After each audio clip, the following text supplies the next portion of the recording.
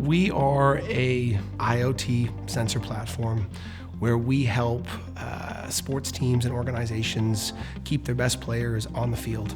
And we do that through little sensors that we can embed inside of our insole, custom orthotics, or the actual shoe itself. And we measure the quality of data that you would get going into a lab that might cost $1 million to set up. Especially for athletes, comfort is everything. Like, if you can feel something in your shoe, you're gonna move differently, you're gonna think about that thing that's in your shoe instead of playing your actual sport and performing at the highest level. So that's why we spent a lot of time going from this big bulky sensor down to something that is pretty much, you have no idea that you're even wearing it. That gives us information which we've never been able to get before, consecutively over a game, over a 400-meter effort, whatever it happens to be, whatever sport you're in. That information has been very hard to get.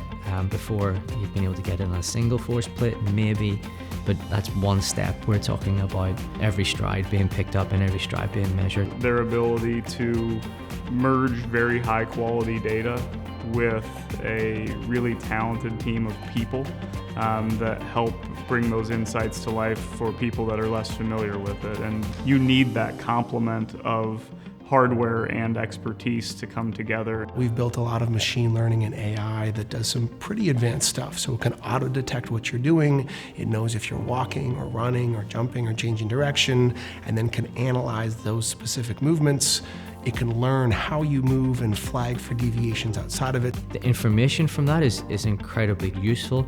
You can start looking at asymmetries between left and right, for example, but you can also then look at like pre and post injury. So you can start looking at, okay, well, where do we need to get to? Or a left versus a right one being injured, and how do you get some symmetry back to the limbs?